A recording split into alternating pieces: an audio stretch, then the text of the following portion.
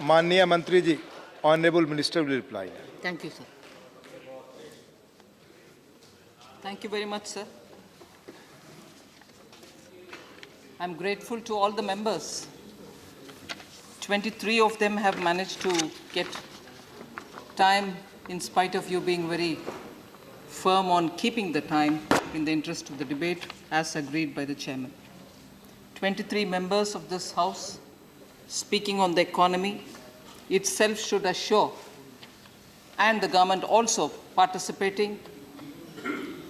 And I shall definitely take this opportunity to elaborate on the various steps that we've taken in the prevailing circumstances, and this itself should assure the House and should therefore assure the country that all of us are equally contributing towards exchanging ideas, expressing our concern, and also hearing what the government is doing towards keeping the economy and its growth with Sabka Saath, Sabka Vishwas in our mind.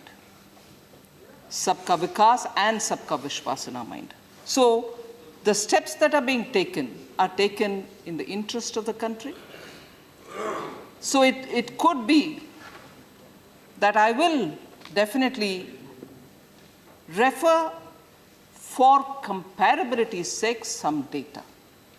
And I would like to, through you, assure the House that it is done more in the interest of, like the last speaker, Honorable Member Alphonse said, we are all here to see how best we can go forward, rather than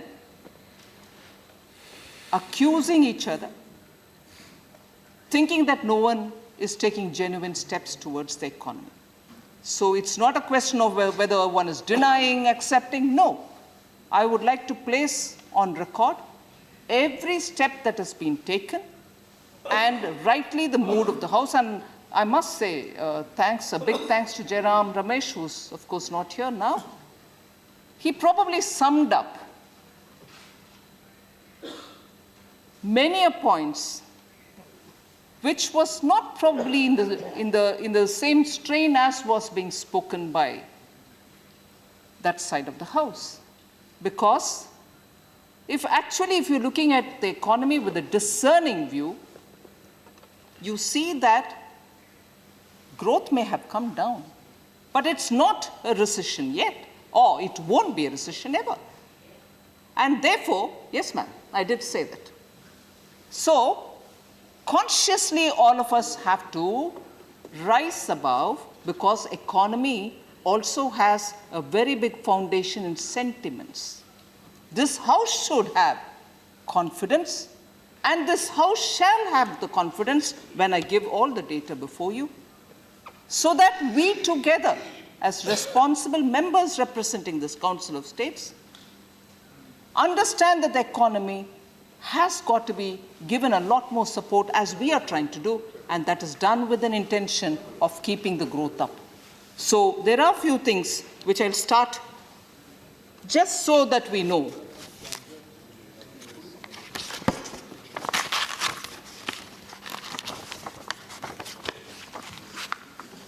So I'm quoting some of the macroeconomic data.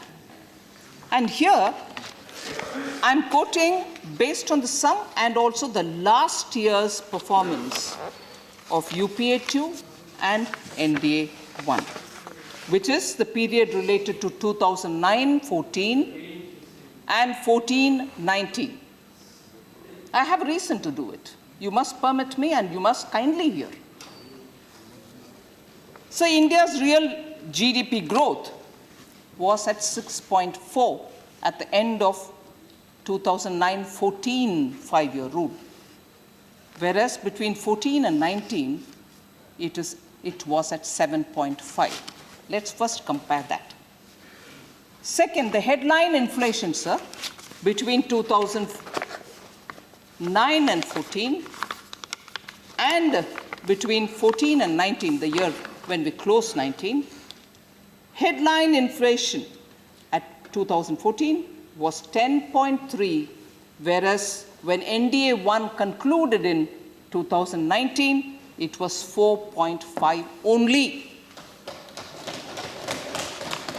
Core inflation again, sir. Headline inflation minus food and energy is your core inflation. 2009 to 14, UPA 2 time at 14. Core inflation was 9.4, whereas 2014-19 at 19, it was 5.1 only. Then food inflation, sir. Between 2009 and 14, ending 14, it was 11.2. Food inflation, 11.2. And where was it at 19 when NDA-1 finished? Just 3.5 only. I go to FDI inflows, sir, gross. FDI inflows gross, 2009 to 14. At 14, we are talking about $189.5 billion. Whereas when we finished in 19, it was $283.9 billion. Again, sir, foreign exchange reserves, some members mentioned about it. I'd like to give the comparison. Foreign exchange reserves at period end of 2009-14 was $304.2 billion, whereas at the period end 2014-19, it was $412.9 billion. I go over to some related to domestic demand. Demand was one of the things on which a lot of members, I remember Keshav Raoji also speaking about demand side. I just want to give you central government's period end liabilities to GDP.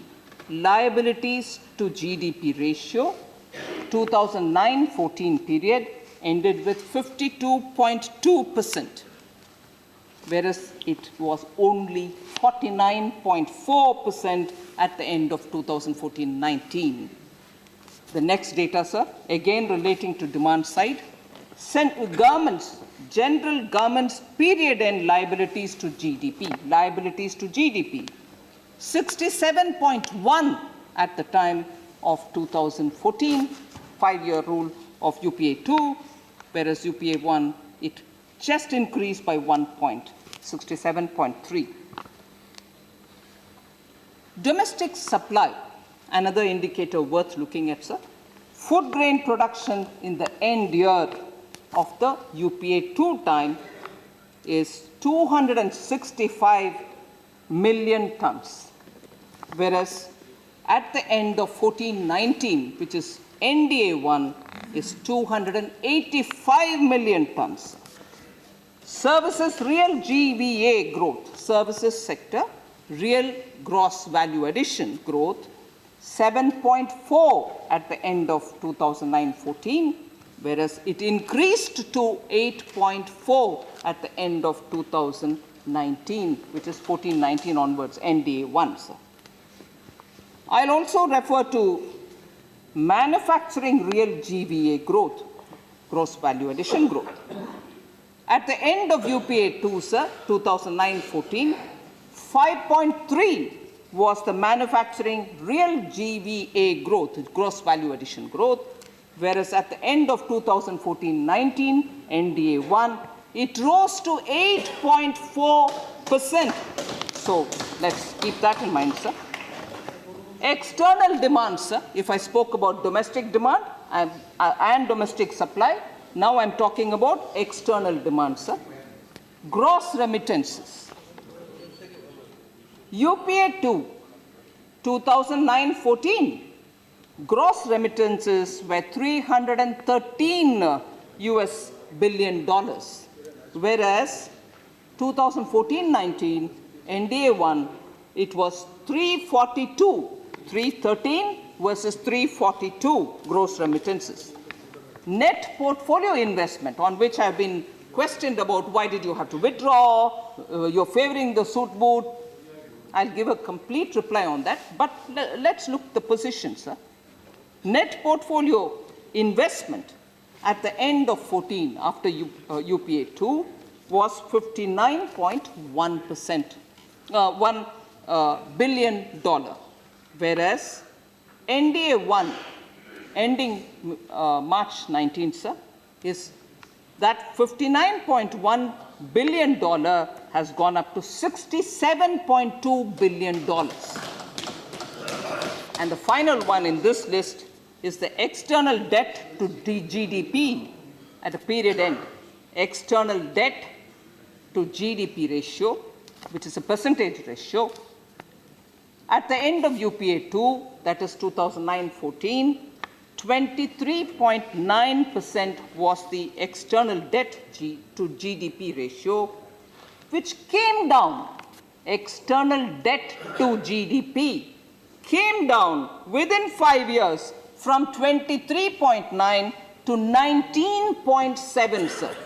I would like to highlight this. External debt to GDP, that's the reduction. And therefore, when we are talking about macroeconomic data and government now facing a situation on which the general sphere of talk or some members said, oh, no, you don't understand economy. You just seem to be floating. I'm sorry. On every one of the points, sir, I will give you detailed, specific, performance-based data. So if that is the first thing which I had to highlight, I'd like to now go to the point as to why at all in 19, the July budget had to come up with steps. And also some of the members started talking about, oh, public sector banks are making provision, which means you've allowed them to run away with the money which was given. I'm sorry, sir. I'm sure members who understand how bookkeeping happens, accounts are maintained, provisioning doesn't mean the money is taken away by them. Their assets will be confiscated, the assets will be auctioned, the money will be paid back to the concerned banks. So to have to continuously go on with this argument saying bank made a provision, it means you've written their loans off, is completely wrong. I'd like to place before you all, when provisioning is made, it is made only because annually the books will have to be maintained. But the pursuit of those who have cheated the banks, willfully or unknowingly, will happen. The assets will be brought, and the assets will be brought back to make sure that the banks and the other lenders will get their money back. So let that assurance be there in the minds of people who are talking about public sector banks which are making provisioning in their accounts. So then, when I presented the budget, I did speak about steps that we were taking, and before me, even the economic survey mentioned about the 4 R's which we adopted as a policy. What are the 4 R's, sir? I like to repeat from the economic survey and from my budget speech.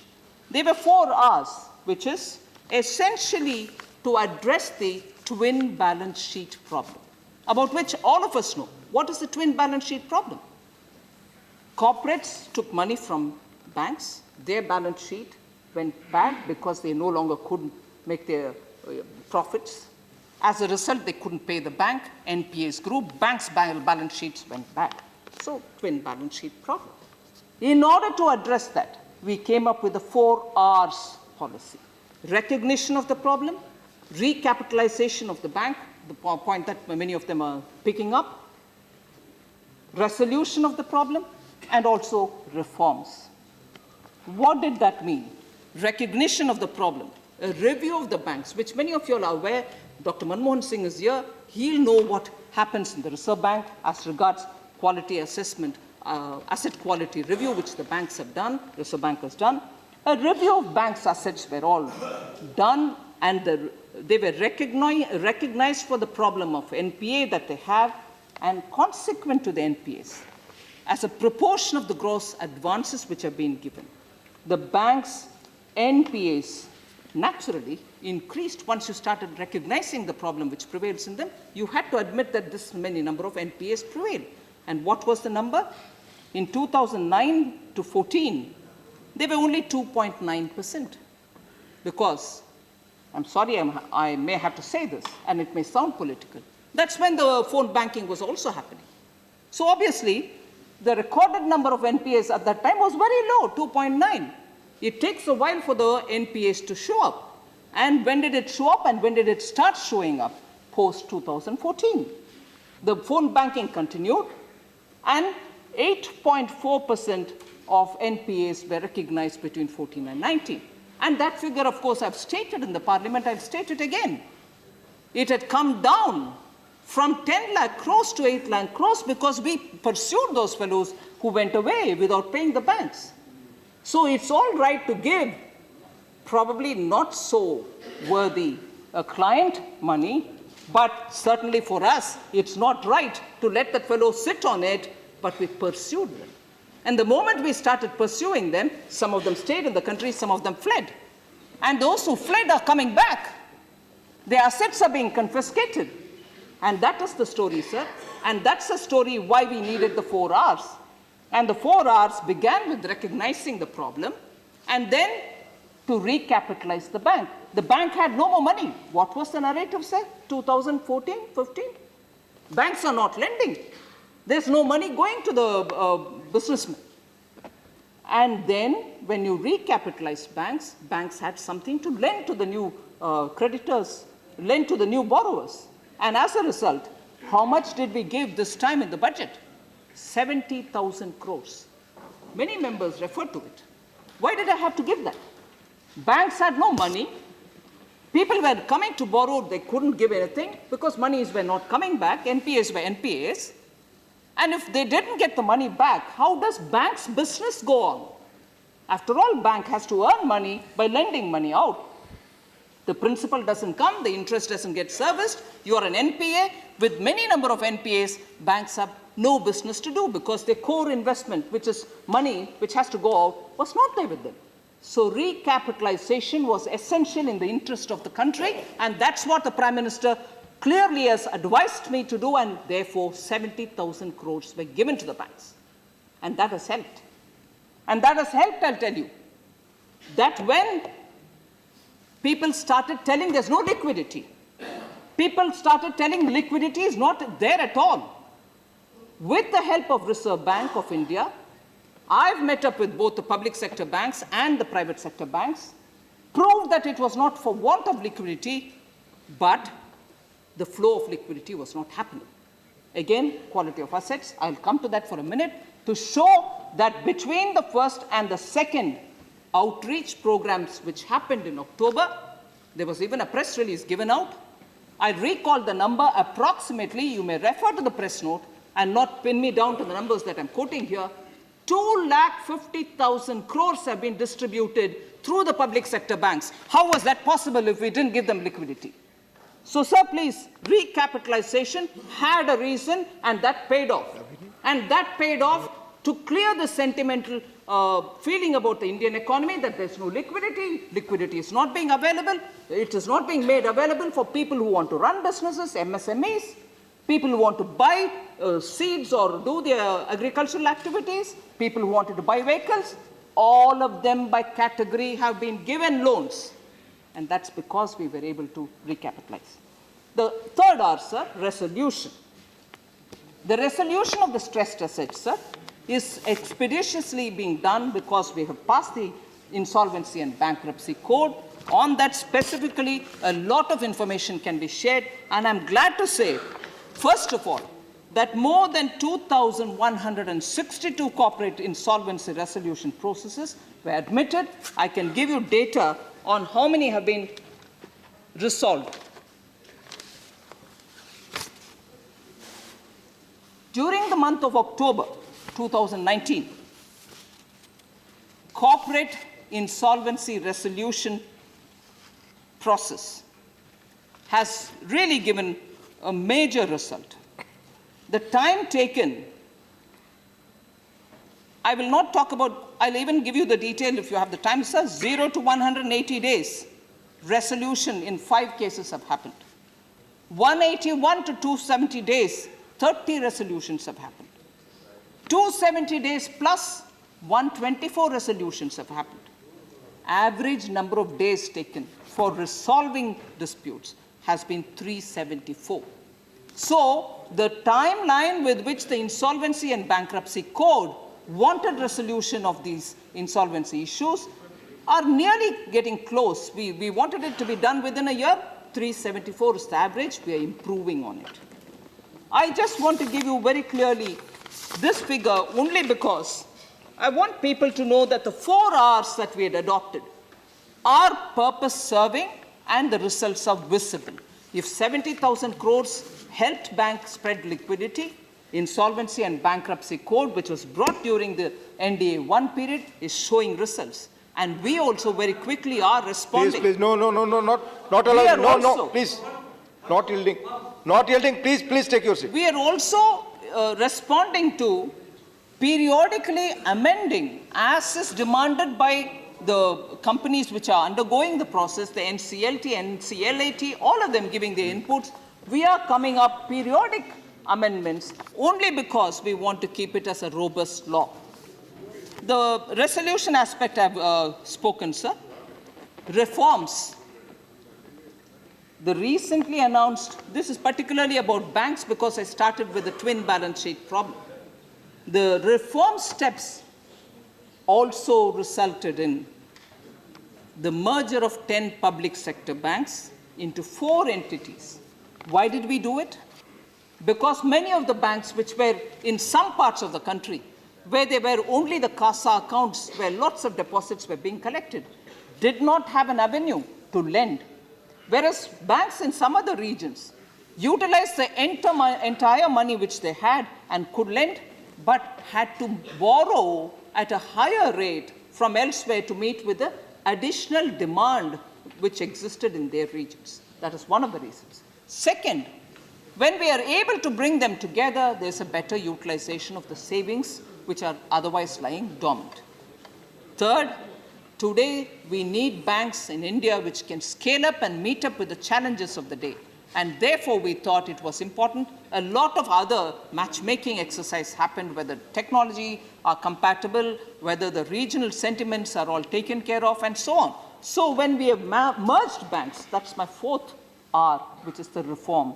So recognition of the problem, recapitalization just so that they can go on with it, and resolution through the IBC for all the other side of the balance sheet, and then reforms, which is resulting in better efficient banks. We have even appointed risk managers so that from now at least the kind of phone banking related risks are averted.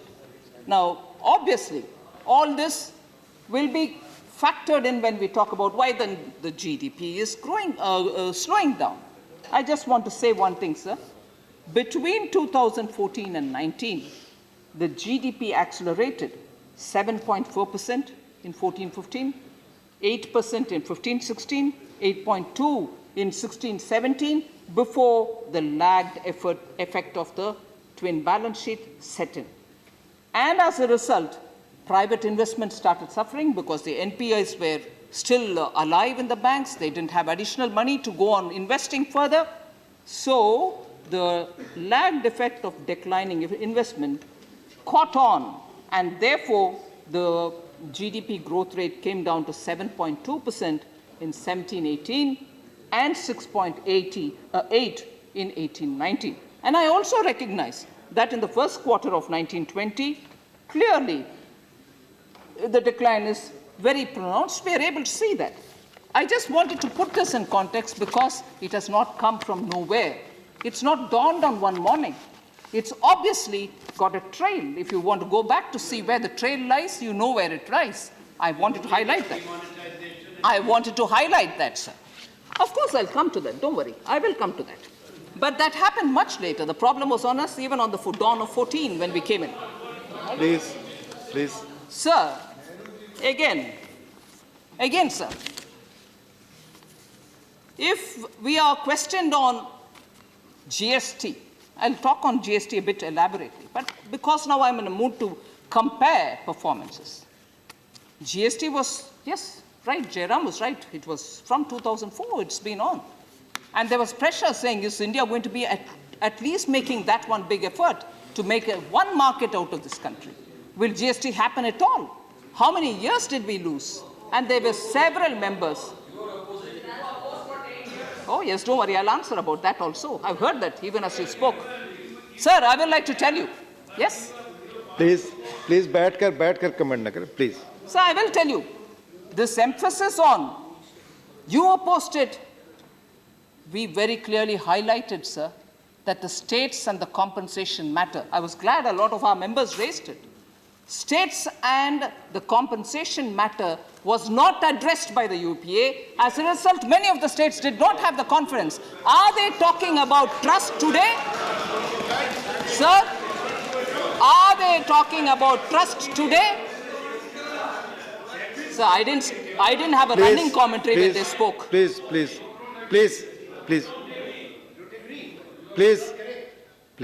We don't want to interrupt the minister, but the fact is that she should study the bill which went to the standing committee during our time and came back. You should read, please, the letter which the then Chief Minister of Gujarat wrote to the then Prime Minister, Shri Narendra Modi ji, and you should also read and be informed about the discussions that your three-member team had with us she has not yielded. the constitutional She has amendment. not yielded, Anandji. She has not yielded. Please, no. Sharma ji must She has read the not. select committee report of this house. Yes, you must also Please. know what was discussed. Please. मैंने इस बातचीत की इजाजत नहीं है. Amazing. Please. Sir, मैंने इस it's बातचीत की इजाजत amazing. नहीं. Please. मैंने आपस में बातचीत की इजाजत नहीं दी है. Please, madam, please. माननीय आनंद जी इसकी अनुमति चेयर ने नहीं दी है. माननीय आनंद जी, चेयरमैन ने इसकी अनुमति नहीं दी है. प्लीज माननीय मंत्री जी चेयर ने इसकी इजाजत नहीं है. आनंद जी, चेयर ने इसकी इजाजत नहीं दी है. आप बगैर चेयर की इजाजत के बोलना है. बैठे please. Sir, sometimes it's very difficult, I know, to accept when it's being pointed out. We sit to hear it. Sir, we sit to hear even baseless allegation thrown on us. Sometimes. I'm sorry. I'm sorry, not on this. Please, I'm sorry please. I don't get up, sir. Not allowed. I shall not sit and I shall not hear this. I'm sorry, sir, you called me and I'm speaking. Nothing is going on I'm record. sorry, sir, you No, it called will me not and go I'm on the speaking. record. I shall not It will not go on the record. Please, Absolutely not. please, Anand ji, What was please. discussed in the House. The fact is there was an understanding between the government and the Any number of माननीय explanation Anand ji, now chair ने will इसकी not अनुमति suffice. नहीं दी है. Please take your seat. Please take your seat. Please take your seat. Sir, Please take your seat. I mean, you've called Please. me and I'm standing up to speak. Please.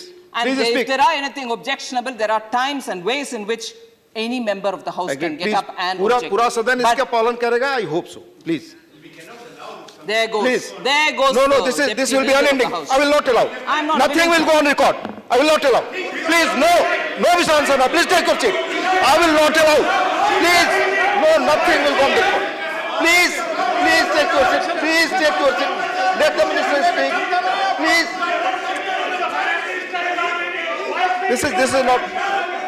This is not proper. बिना chair के अनुमति के बोलना. अगर आप चाहते हैं सदन चलाना तो फिर I'll be helpless. Please. Sir ये क्या है senior member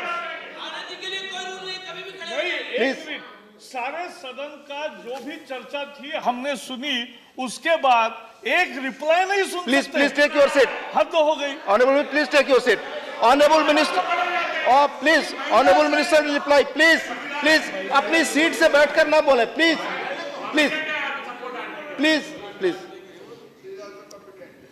Sir,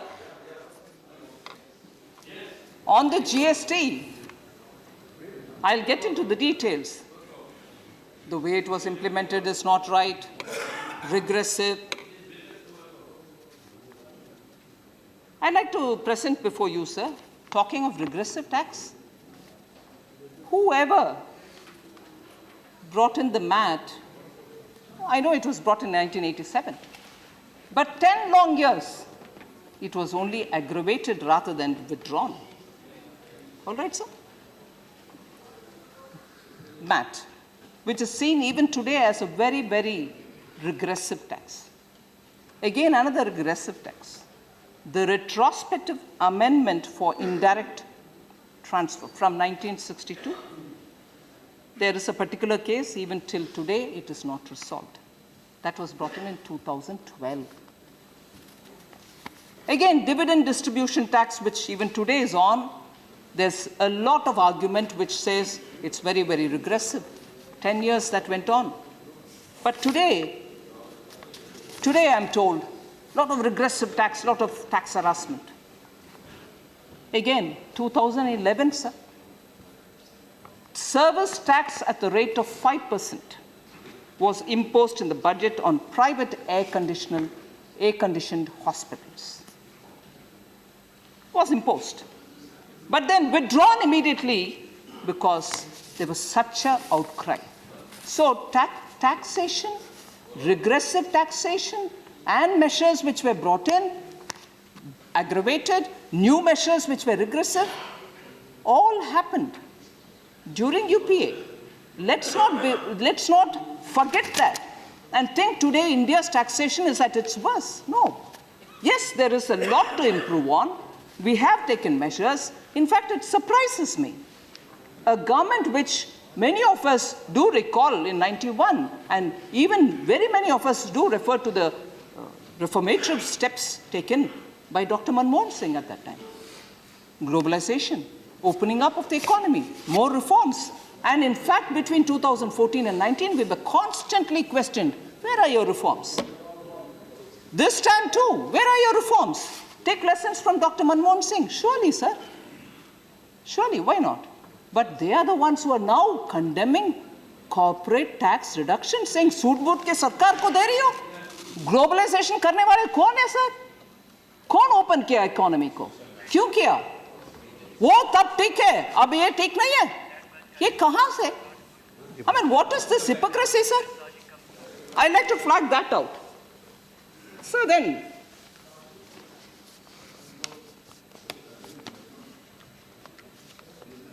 several key fiscal indicators I'd like to highlight.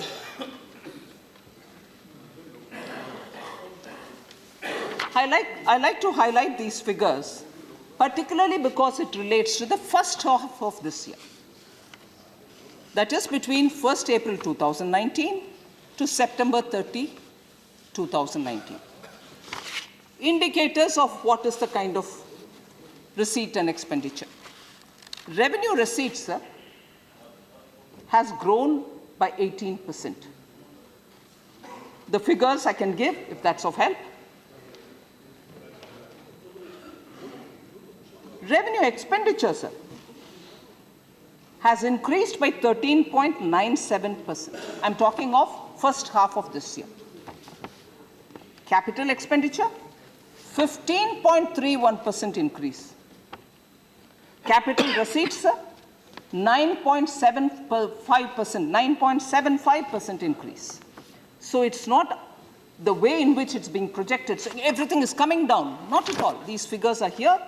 It's handwritten here, but I can always lay it on the table for anyone who wants to see it. That's the first half of this year.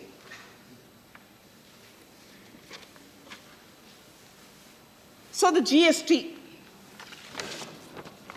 I'll confine myself to the GST between 2017-18 to 19-20, 18-19 also in between. The history of what happened to the GST, I'm sure we can all talk about it. But then, trust. Many members repeated, trust is important. If there is no trust on this government, you would think this is going to happen, the collection? Yes, it might come down.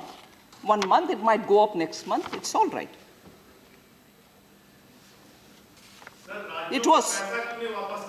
Please, अपने seat पे. माननीय मंत्री, please take your seat. Please, Sanjay ji, please. आप सब बगैर अगर इस तरह खड़े होकर सब आप बीच में बोलेंगे तो सदन चलाने please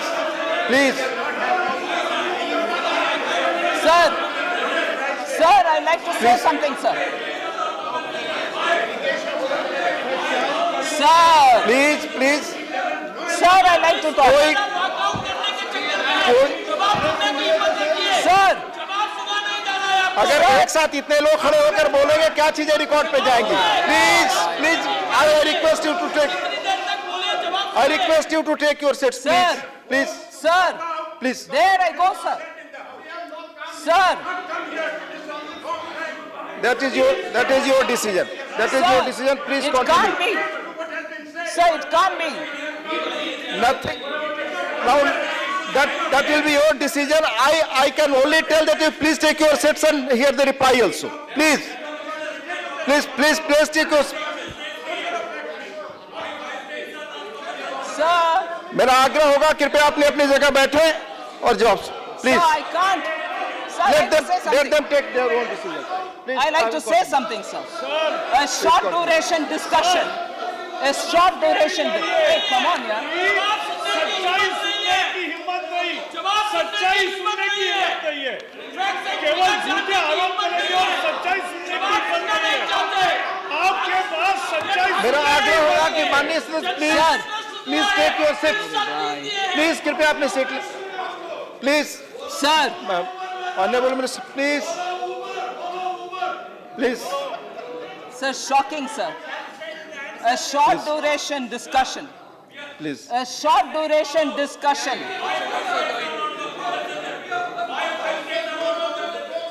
Please. Sir, a short duration discussion is called. We agree readily. Everybody's speech has been heard patiently by me, except for a few minutes when I went to the washroom. I've sat and heard everybody. And when I want to reply, Please. when I want to reply, they don't have the strength, inner strength to hear the reply. Please continue. When I want to reply with data pertaining to October 2019, that's not budget speech, sir. Data of October 2019 is not budget speech, sir. So let us please, I'm sure wherever they are probably watching it on the television. They shall hear the reply, I'm sure, because these replies are based on facts and they are strong replies. I wish they had the inner strength to hear it, because it's no good if you just raise questions and don't want to hear the reply. At least because they have to represent their own people. The people from the states where they have come from, they should go tell the facts which have been heard from here. And if they don't have the inner strength to hear it, I'm sure at least from the television they'll get to know the facts. And I'll still continue with it. So the GST, about which types and types of allegation have been laid. Yes, I'd like to tell you, if there are repeated requests from states, GST, I was surprised one of the members said, Aapke GST. What does that mean? The GST is governed by the GST Council, in which every state's finance minister sits in it. Every decision is taken along with the state finance ministers. And if the states also want reduction in the rate, the GST Council agrees, we reduce it. I'd like to give you the figures, sir. And that reduction in the GST helps arm consumers. A normal consumer benefits if the tax comes down on the particular commodity or the shop where he goes to buy a thing, that thing's price comes down, it helps him. Sir? 1 minute. It's 1 minute. To help the consumers, sir, and also to induce growth in manufacturing and in services sector, the GST Council, where the interest of both... Just 1 minute, Yes, sir. Honorable Minister. 6 बज चुके हैं. House की सहमति है कि माननीय मंत्री जी जब तक जवाब दें तब तक हम बैठेंगे. मैं ये मानकर चलता हूँ. Please. Thank you, sir. Sir, where the GST Council, where the center and the states are equally represented, consciously recommended to decrease the GST rates for 90% of the items. About 90% of the items from 28% slab has been brought down to 12% or 18%. So that helps the consumer. Rates have been decreased in about 400 goods and in 77 categories of services. So when rates come down, does it benefit the consumer or not? It does. That is one, sir.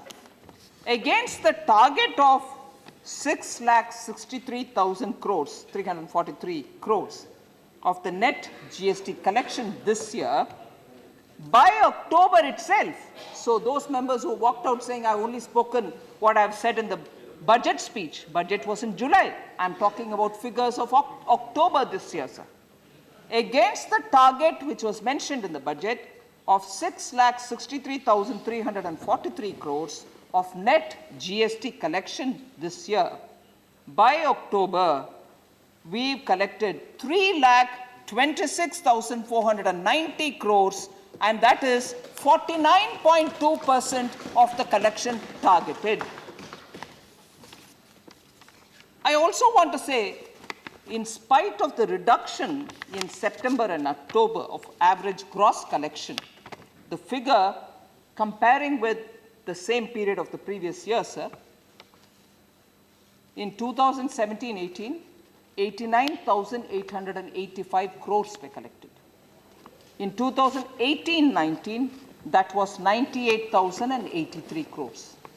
Whereas in 19-20, which is the current year, sir, for the same April to October, we've collected 1,239 crores. 239 crores. So 1,239 crores. So that's the gross collection. So I want to just make sure that from April to August this year, every month there has been a growth of 5 to 10% compared to the previous year. So GST, for all that everybody would have a perception about it, is not really doing badly. It can do better. It has got all the steps. And for that, I just want to highlight that innovative steps are being taken, such as e-invoice, such as new return and unified refund facilities are being implemented so that there is greater compliance and we'll be able to collect better. So that's on the GST, sir. So the trust of the states is something which we very clearly value.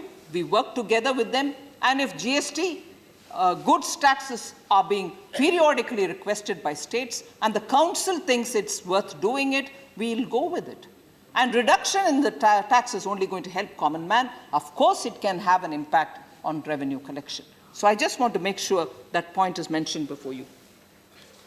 There was also this question of one of the members saying, no, J&K particularly, because of internet connection, they are not able to pay. GST is, hurting them. I just want to tell you, sir, the date of furnishing income tax return, not GST here, for the J&K has been extended up to 30th November 2019 on the request which has been received from the people of J&K. As regards GST, the date of filing of return for the period from July 19 onwards has been extended up to 30/11/2019. So that which has got to be filed in July, we've extended date till 30th. And if there's more demand, we'll always be readily hearing and responding to that. So on the direct taxes, the first 6 months, revenue receipts have grown by 18% over the corresponding period earlier. Here, I would just want to highlight. As on November 14, 2019, the gross collection of direct taxes, sir, is 6,86,242 crores. Compared to the same period last year, what is now 6,86,242 crores was then 6,54,689 direct taxes. We are much more than what is pertaining to the same period last time. Direct taxes, gross collection. Direct taxes against the gross collection, therefore, is 4.8% higher than what it was last year. Again, direct tax to GDP ratio has also increased from 5.55 in 2014-15, the first year of our tenure, to 5.98 during 2018-19. Tax buoyancy, sir, has also increased from 0.86% in 2014-15 to 1.21 in 2018-19. So between 2014-15 and 2018-19, direct taxes have recorded a growth of 64%. 64% between 14-15 till today. So tax base has also grown significantly. For the year 2018-19, sir, over 6.33 crores IT returns were filed, compared to 3.51 crores in 14-15, a growth of over 90%. So that is the tax base which has expanded, and there, of course, you will have a bit of a narration about demonetization, through which formalization happened, as a result of which the base has also widened in taxes. So about the steps taken, I did mention some earlier. I just want to highlight that 32 steps were taken by me. I can leave it on the table of the House. Every step that is pertaining to different sectors, whether it is MSME, whether it is banks, and so on. So 32 steps were taken across the board, which I review on a weekly basis, and many of which are showing definite results. About public sector banks alone, I have taken steps which are again mentioned here. I can tell you mainly the amalgamation of banks, giving them 70,000 crores, and ensuring that the banks reach out to the public for extending credit facilities, as was proven during the outreach activities which happened in 2 phases, where I've already mentioned 2,50,000 crores were given as credit through the banks directly to the clients and through the NBFCs. NBFCs alone had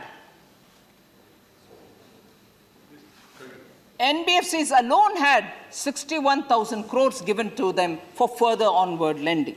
Now, about public sector banks. And for promoting exports, sir, 12 different steps have been taken by me. And for the housing sector alone, 3 major announcements have been made.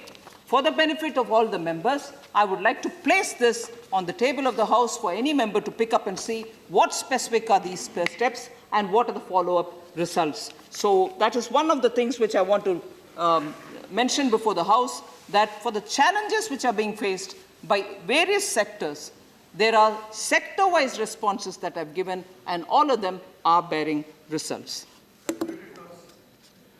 Sorry? Yeah, I'll leave it on the table. I'm sure you can. So the other point regarding the steps again, sir. PM Jan Dhan Yojana. Why do I have to say that? Because that's the route through which we are directly giving money to the people who are in the rural areas and to the poorest of the poor. Again, a comparison will help us. If till before 2014, how many ever years you want to look at, there were only 24.3 crore accounts. That is the basic savings bank deposits. I'm not talking about high-ended customers. I'm talking of those who keep basic small savings account. There were only 24.3 crore accounts. It might have taken 50 years, 40 years, 30 years, but never mind, it was only to the level of 24.3. But within 5 years after that, that number more than doubled, that 57.3 crore accounts were reached by March 2019. What does that tell us?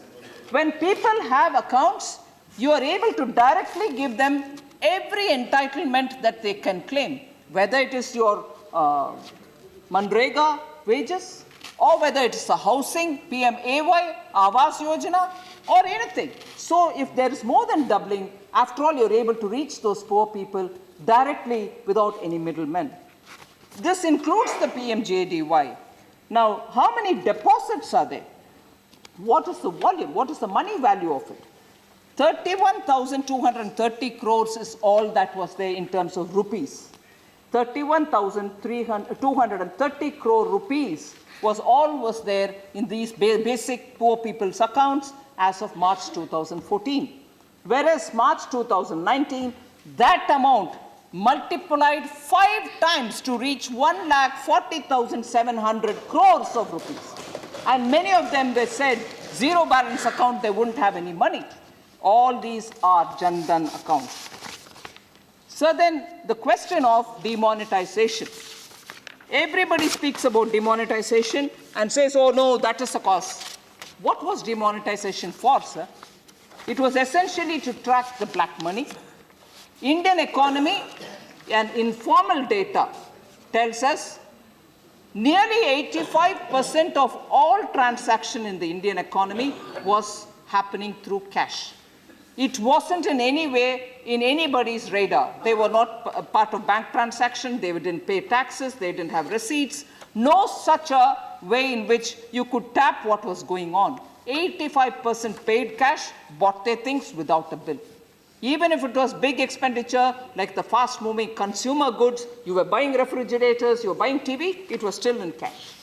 Therefore, when Prime Minister, I had quite a few members saying, Prime Minister took it. Yes, he had the political will and courage to call out black money. Bring the black money out of wherever they were being held in secret into the banks. So if you put it into the banks and if you establish the money trail, your money was legitimate. Not every money which came into the bank accounts were black money. But then if you couldn't explain it, obviously you will be questioned. And if you're questioned, that's not harassment. That is very clearly saying, you give us explanation, we go back. But if you didn't give us explanation, of course it's a question. I want to tell you, did it help in formalization of the economy? Yes, it did. Because if 85% of all that was happening in the Indian economy by pure cash and transactions were not even recorded, post-demonetization, the share of corporate sector in total manufacturing gross value addition increased from 89.8% in 2015-16, that is the year before demonetization, to 91.3% in 17-18. This reflects an increase in formalization of the economy post-demonetization. The second thing, Economic Survey of 2017-18 estimated that about 1.8 million additional taxpayers added due to demonetization come the GST. And the third point, sir, as per the annual survey of industries, ASI, from 2014-15 to 2017-18, total number of workers in organized manufacturing sector has increased by 14.6 lakhs to total persons engaged has increased by 17.33 lakhs, which is, in other words, those who were working informally have now moved over to registering themselves and becoming formal workers. Now, if that is one of the things which I need to highlight, formalization of the economy, it also resulted in digitization of the economy. Chairman, sir, the digitization story is something which universally many countries are seeking now information from India. Wherever the Honorable Prime Minister goes, he is asked about how did he manage to have so much of conversion into digitized mode of payment. So I just want to give you the figures for it. The volume in million in 2016-17, which went through the RTGS, which many of us are familiar with, rapid cash transaction. In 16-17, it was 107.8 million. In 18-19, it was 136.6, which is a 26.7% growth. Now, NEFT, IMPS, UPI, and so on, which are retail electronic mode clearing, 195.2% increase between 16-17 to 18-19. Massive increase in the number of digitized payment. So total card payments, which are credit cards, debit cards, and PPIs, 97.8% growth, digitization. So when people talk about demonetization, I want to draw their attention to the fact that the objective with which it was brought to suck out the black money, to make sure there will be a formalization of the Indian economy so that people no longer go through only cash transaction, but digitization and therefore then formalization. So black money, formalization, digitization have all been achieved because of demonetization. And I don't want people who talk about it without really getting into the facts and the data, which all support that all these three objectives have been fulfilled. Now, I was talking about the steps that I've taken, sir. The capital expenditure of the government, I want to very quickly draw the attention of the members here. Capital expenditure, many of them said there are 4 pillars. Keshav Rao-ji mentioned also. 4 pillars: investment, consumption. What are you doing? I'm giving you. Capital expenditure by government between 17 and 18, actuals were only 2,63,140 crores. Whereas between 19-20, it is 33,85,570, which is a 12.7% increase. So is the extra budgetary resources which have been given of CPSUs. Even there is a 12.7% increase. So I want to just very clearly assure members that on investment, we are not hesitating to front load the monies which have to go for infrastructure. Just a few examples. You may ask me, okay, you're saying all the numbers, where does this go? Is it seeing the light of the day in the form of some kind of a projects? I'll just read out the projects without taking much of your time. 97.8% of all contracts for the entire dedicated freight corridors, the projects which have been all awarded, which means all the projects have been awarded, the works have started. The overall financial and fiscal progress, 61% and 64% respectively, have been achieved by the end of July 2019. Both the eastern and western dedicated freight corridors are targeted to be finished and completed by 2021. So that cannot happen without us putting big money into it. Another example, sir, inland waterways freight movement on National Waterway 1 has increased from 4.89 million metric tons, which was 2016-17, to 6.79 million metric tons in 18-19. So the multimodal terminal, which is at Varanasi and Sahibganj, were recently inaugurated. So that's also getting done, and we expect to complete it by March 2020. That cannot happen without me giving monies. The railway station development projects, which is going through the PPP mode, and also the regional connectivity schemes, the RCS, out of 686 valid routes, 210 RCS routes have commenced as of October 2019, connecting 41 airports, the RCS multimodal airports. So these are projects in which monies are going, and therefore I'm not quoting figures without actually getting it to those projects. Under the Prime Minister Awas Yojana, 90 lakh houses with an investment of about 5.54 lakh crores have been sanctioned. Construction has started in about 53.40 lakh houses. Over 27.17 lakh houses have been already completed, of which 25 lakh houses have been delivered to the beneficiary. This cannot happen without money going in, sir. And the last one, the national gas grid. In addition to the 16,800 kilometer long national gas pipeline network that is already operational in the country, 14,300 additional pipelines are being taken up and monies are being given to them also. So these are not small time, they are big ticket projects for which all the capital expenditure money is going.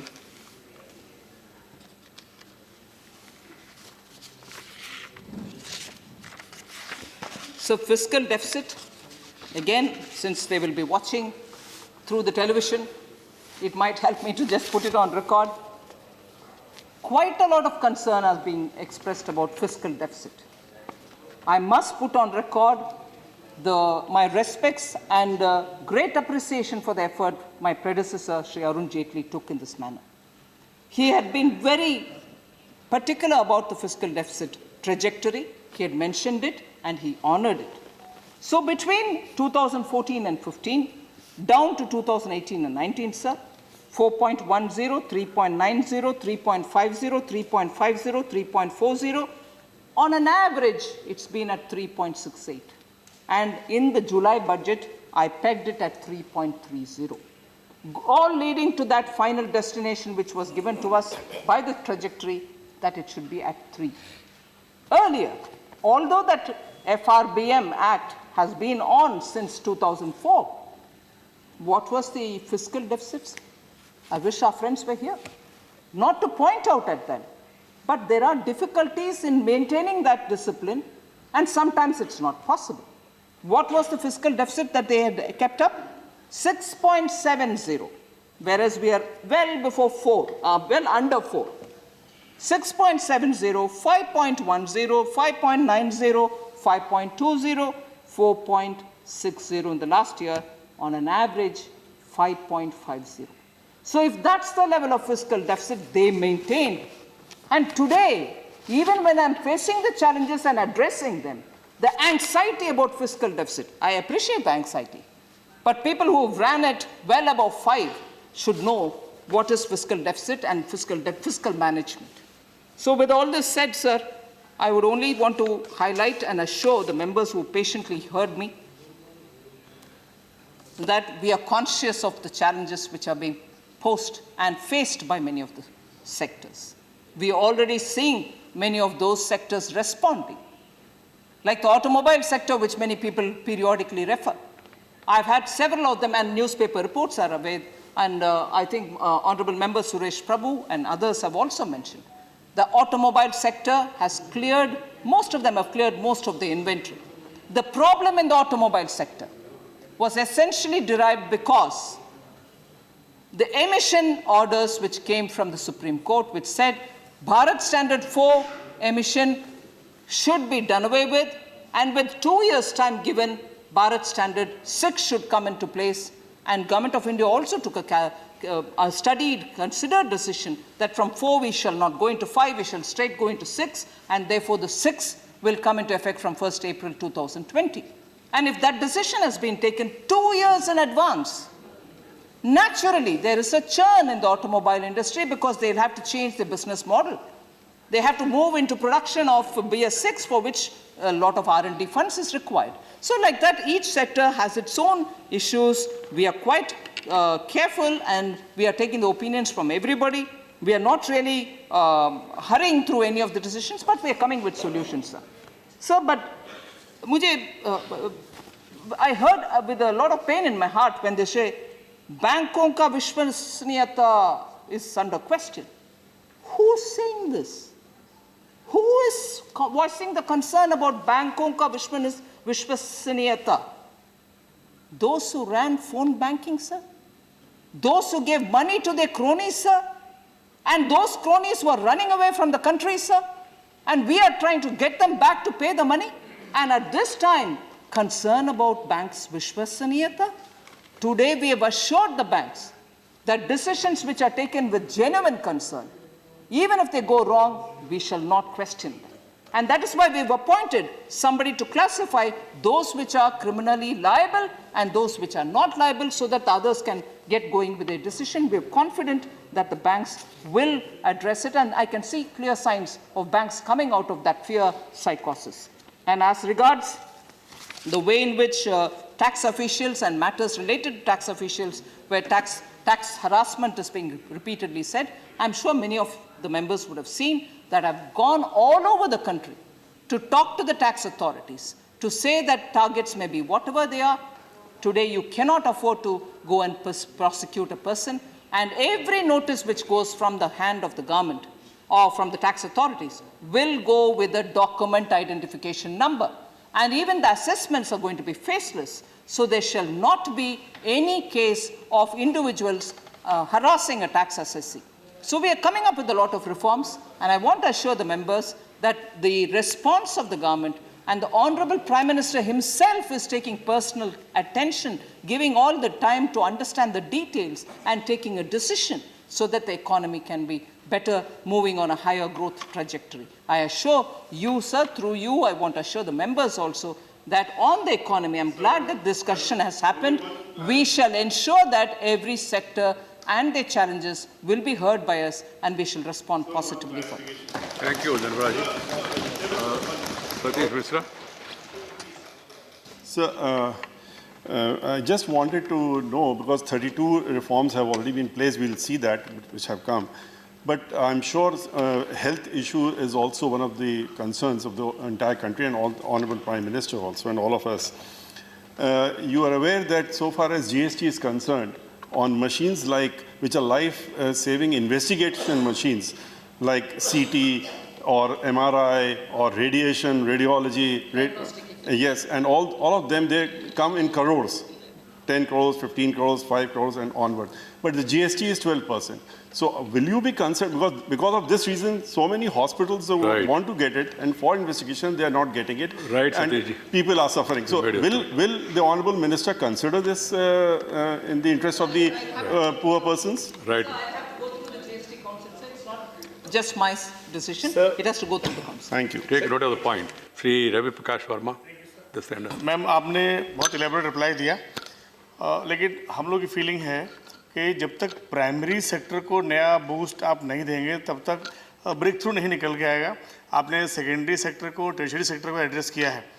मैं आपसे ये जानना चाह रहा था कि हिंदुस्तान को, economy को रिवाइव करने के प्रोसेस में, देखिए जब तक गांव में किसान मजदूर के पास पैसा नहीं पहुंचेगा, डिमांड नहीं उठेगी, और डिमांड नहीं उठेगी तो क्लैरिफिकेशन. मैम आप इस चीज़ के लिए वहाँ पर पैसा, कैपिटल बिल्डिंग चालू हो, खेती एक प्रॉफिटेबल एंटरप्राइज बन पाए, कैसे उसको हम नए तरीके से ऑर्गेनाइज करें, मैं चाह रहा थोड़ा उसको भी एक्सप्लेन करें. Right. You want to respond?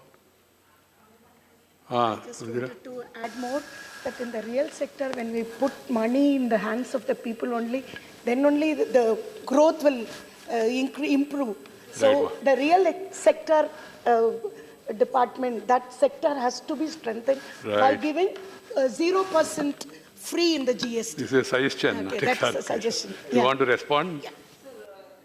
Briefly, sir, the point that With that we'll conclude. Honorable Member Verma has raised is absolutely important point. We are looking at ways in which we can double the income of the farmers, but before that, we want to ensure that directly we give them the money that is required for assistance, the fertilizer subsidy, the farmers' health insurance through the Ayushman, and also making sure that the crop gets better prices through the ENAM, which is the Electronic National Agriculture Marketing, and also looking at talking with states so that the agricultural product marketing cooperative, which the states have under the APMC Act, is also now probably lost its life. It did its service, but now I think it no longer delivers. So we are requesting the states to get out of the APMC mode and use the ENAM for farmers. And also we are trying to form greater number of farmer producer organizations through which profit genuinely can reach the hands of the farmer, and he doesn't have to sell his products at throwaway prices. So that step is also being taken. I have ensured that in the 2 loan outreach programs that we had, farmers are given whatever they've asked for. And the numbers that I have, which I'll again put that press release for you, farmers have really received quite a high number of credit through that 2 loan outreach programs that we've held. As a result, many of those economists who are studying are now saying, how is it that the farmer today is willing to go and take this loan, because obviously that's going to help his next crop. So there are measures, sir. I can keep all that in the table of the House. Vijayji, you have any observation? I thought Pumping money into the hands I of heard the it as economy. real, but you're talking about the reality sector. Real. Sir, I have actually... Please, Then only please. people have money. Please, The middleman will have money. Vijayji, Yeah. I have reminded her about your this thing, not again given you opportunity. Sir, the special window that we have brought with government's money through an alternative investment mechanism is going to help all those homes which are waiting to get completed, halfway house. So many of them will get completed, and they are going to be available in the market. So many of the realty promoters are also now rushing to sell them with great discounts. Other than that, tax concessions have also been given for buying of our affordable homes, which are capped at 45 lakhs. So I'm sure the buyers, whoever middle-class buyers who want to do it, they're also getting some concessions when they go to the bank. All this will promote the realty sector is my Thank you, Finance Minister. Honorable members, I have an observation to make. Some of the opposition members came to me after the House is adjourned and requested me, sir, this 2.5 hours discussion of short duration discussion should be enlarged and the time has to be given to the members because it's a very serious issue. And they assured me, sir, once you accept it like the air pollution, we will see to it that we will sit till late in the evening and pass the bills and government business and then also conclude this discussion.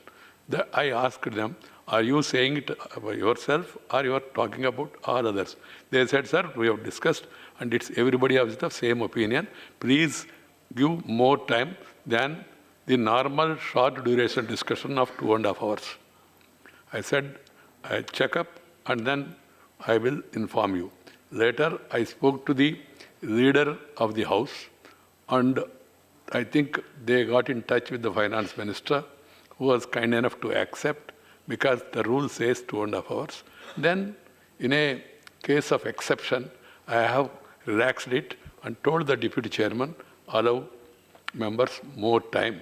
So accordingly, the time, which is supposed to be 2 to 4:30, it has been extended up to 5:30, and 5:30 or just 2 or 3 minutes before, the Honorable Finance Minister started giving reply. You may not be satisfied with the reply, but the point I want to make is, when members, 23 or 24 members, have made their suggestions or comments or made their speeches, whatever you call it, they must have the patience to hear the minister also, who has to respond. And if still at the end of the reply of the minister, there is no rule that you should get satisfied, because sometimes you may not be satisfied, then the best way is walking out. That has been the accepted practice of parliamentary system in our country. Talking out, later walking out can be done in a responsible, respective manner.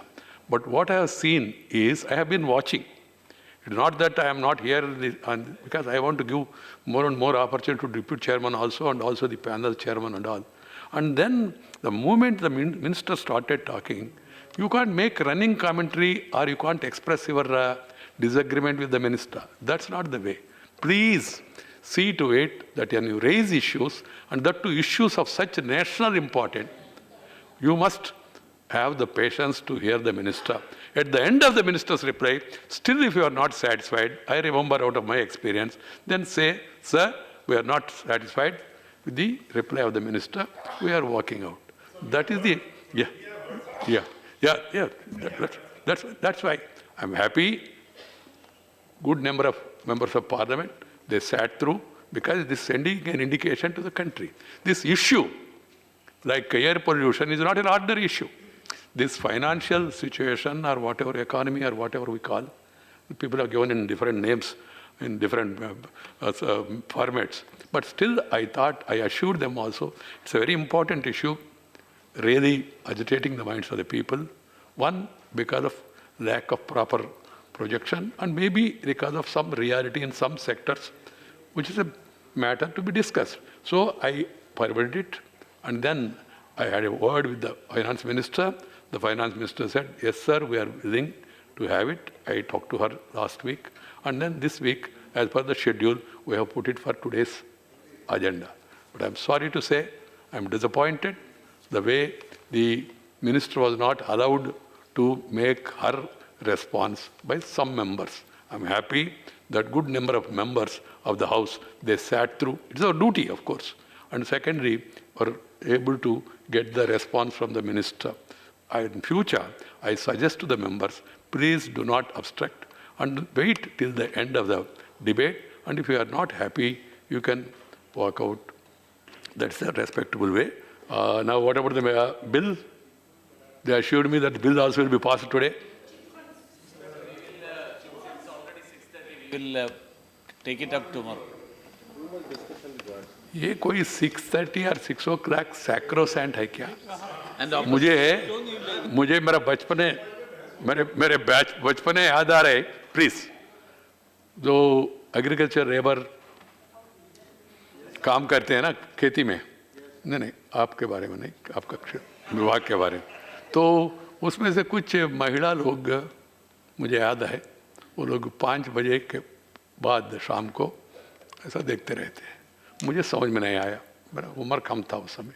बाद में मैंने पूछा उन लोगों से, sir जाके बच्चों को दूध देना है टाइम, या हम लोग 6 बजे के जाके बाद में जाके क्या करना, मुझे समझ में नहीं आ रहा। We are all members of the Rajya Sabha, elders. We have time at our disposal, and we'll be appreciated by the people that if you sit up to 7 or 8, the other house is sitting. So please keep this in mind. This is not to make any comment on any individual, etc. But let us remember, we can still sit through, and I don't force you anything, because the minister himself is saying that we'll take it up tomorrow. How we'll take the special mentions. There is a message.